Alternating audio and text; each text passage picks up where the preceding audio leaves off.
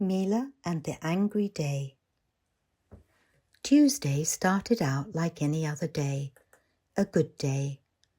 There was no clue that it would turn into a bad day. Mila woke up, washed, brushed her dark curly hair, brushed her teeth, took off her fluffy llama pajamas, and put on her favorite blue sweater with the stars and rainbow. Downstairs she ate her favorite oaties for breakfast, grabbed her coat and school bag, waved goodbye to Mum and her sister Annie, and set off down the hill path to school, just like usual. The path took her down the hill, round the corner and under the beech trees.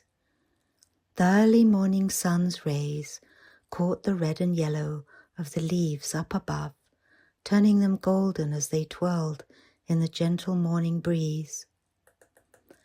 Kicking her feet through the crunchy fallen autumn leaves, she stopped. It was magical. A warm glow touched her heart. The air was fresh. She took a big happy sigh and moved on, skipping as she went. Today was going to be a good day, a beautiful day, she thought. Today was Clay Day. After lunch, Miss Roberts, the art teacher, was going to show them how to make different things out of clay. Last week they'd moulded birds' nests with eggs in them. Mila loved clay. She loved the soft, squishy feel of it as you moved it with your fingers. She loved how from a small ball you could push and pinch and roll it into something magical, like a snail or a tree or an animal. One time Miss Roberts had shown the class how to make a dragon. Her heart was light and happy. Mila felt really good. The morning passed as normal. Break time came and went. Then it was after lunchtime, and suddenly there they were sitting, waiting excitedly in the art room, each with a ball of soft clay on a board in front of them. They waited. And waited. And waited. Where was Miss Roberts? Some of the boys started to get fidgety. Artem stood up and stretched. Then he sat down again and drummed his fingers on the bench. He must have had too much sugar at breakfast, or in his case, more likely no breakfast at all and a sugary lunch. Mila was happily imagining what she was going to make today. She did not see Artem reach over and start playing with his clay ball. He pulled a small piece off like a marble, sized it up, looked around, grinned, and threw it at the window. Some of the boys laughed. He did it again. Then he lobbed it across the classroom, and before long others had joined in. A piece of clay hit Mila on the side of the head. She jolted upright. Others started to do the same thing, and before you knew it, the whole class was joining in. Little pieces were flying around the classroom, landing and sticking on all kinds of things. There seemed to be a battle going on from one side of the classroom to the other. There was a lot of laughter. In fact, there was so much noise that no one noticed Miss Roberts come in. She had to clap her hands very loudly to get attention. Instantly, it went very quiet. Everyone sat down at once. Lucy sat on a clay piece on her chair, and it squished into the shape of a balloon on her skirt. Mrs. Roberts' face looked tired. "What is going on?" she said in an exasperated voice. "Look at all this mess." They looked. There were bits of clay sticking to the windows, the desk legs, the chairs, the cupboard doors, even to the ceiling. "We can't have art class today," she said. "There's hardly any clay left to work with." It was true. It was everywhere else but on their boards. "We are going to have to clean all this mess up." And they did. It took almost the whole class time. They had to leave the ones on the ceiling for Mr. Finn, the janitor, to get with his ladder. Then they had to write sorry letters to Miss Roberts for making such a mess.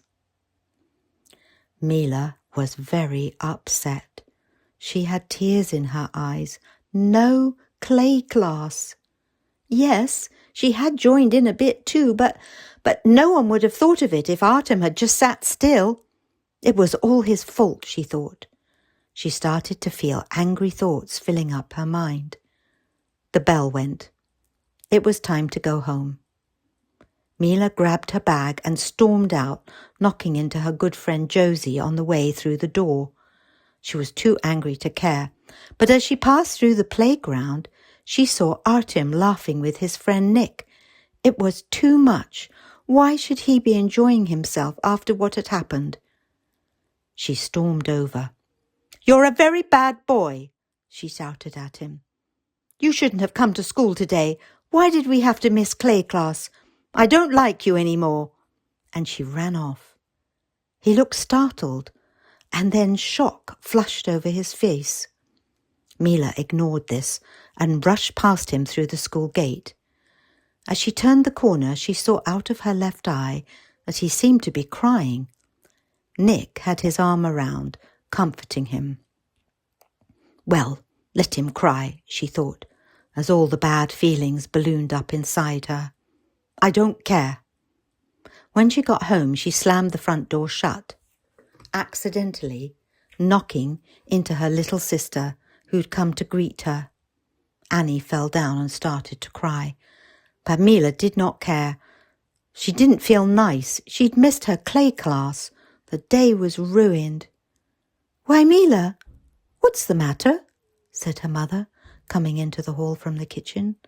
"What happened at school today?" But Mila was too upset to say anything. She dropped her bag and coat on the floor and rushed upstairs to her bedroom. The door slammed behind her. Mum came up the stairs. "Mila," she called, knocking at the door. "Go away, Mum. I don't want to talk. I'm not coming out." "Well," sighed Mum, "okay. Stay there until you feel better." Mila sat on her bed. She felt awful. All the dark, horrid feelings were making her feel sick. But she couldn't make them go away. It was like a big black cloud sitting on her chest. Tears came in her eyes. What a horrible end to a nice day. She felt so mad at everyone and everything. The sun came peeping in through the window. It danced onto the golden ceramic butterfly hanging on the wall in front of her. Her granny had given it to her. Remembering the happy feelings when she had unwrapped it made her feel worse. How happy she'd felt this morning when she watched the sunlight dance through the leaves and the trees. How good she'd felt then. She wanted to feel like that again. This black mood was horrible. She took a big deep breath. She sighed. She felt a bit calmer. Then Artem's cheerful face, gleefully lobbing the clay balls around, rose up into her mind again, and all the bad thoughts crept in again. It's all his fault. Why did he do that? What an awful bad boy, she thought. But was he actually a bad boy? He was quite upset after she'd shouted at him. She should not have done that, she thought. That made her just as bad. She should not have said those angry words. From deep inside her came just a little shift. She sat up. She didn't want to feel these angry thoughts and feelings any more. She took a deep breath. Then another. Then another even deeper one, and this time she held it for as long as she could.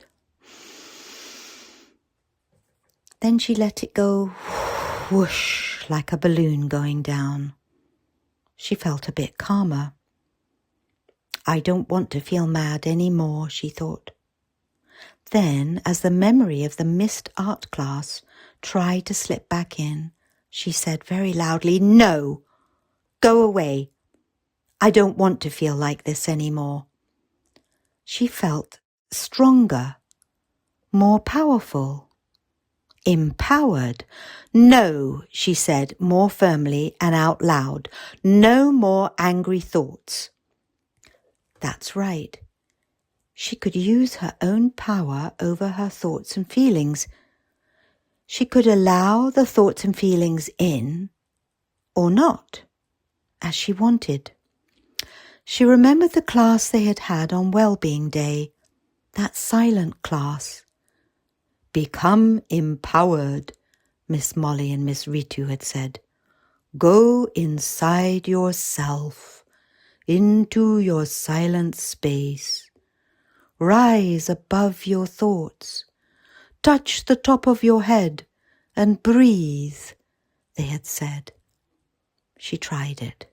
She breathed in deeply again. She could feel the sunshine coming in the window and falling on her, warming her body, her heart.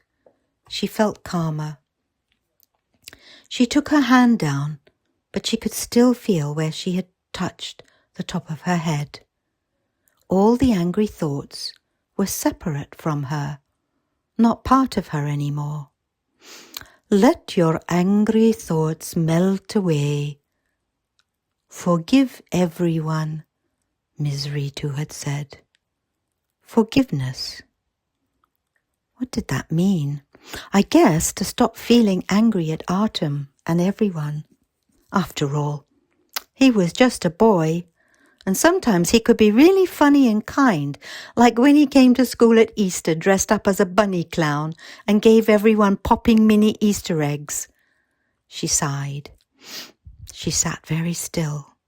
She listened to her breath going in and out,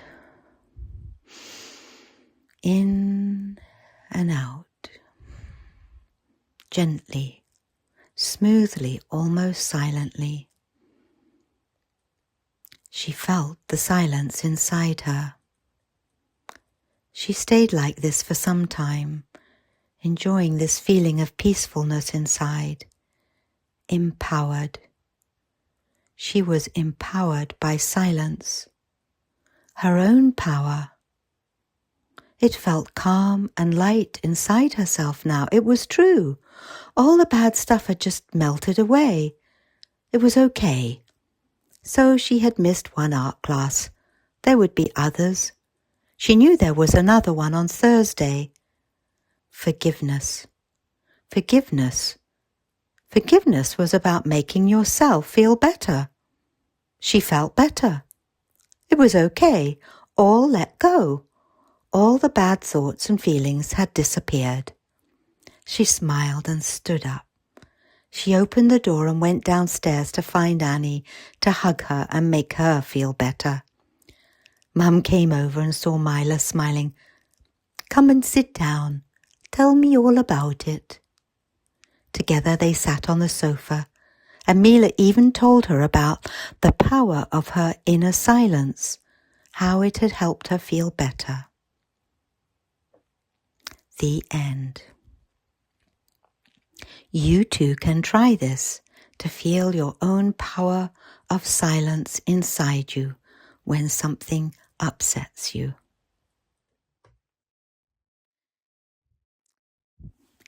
Here's Mila's meditation for angry thoughts. Find a quiet place. Sit still. Take some deep breaths like Mila did. Breathe in and out slowly. Touch the top of your head with your right hand and breathe some more in and out until your breathing becomes calm and gentle. Let yourself rise above the thoughts in your head. Listen to the silence start to come inside. go into this silence and forgive. Say, I forgive.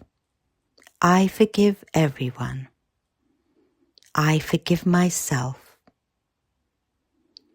I let go of all the bad thoughts. Now, feel them melting away. Just breathe in and out, gently, slowly. Listen to your breathing. Feel the silence grow. Everything else just melts away. I am peaceful and calm. I feel good in myself. Enjoy.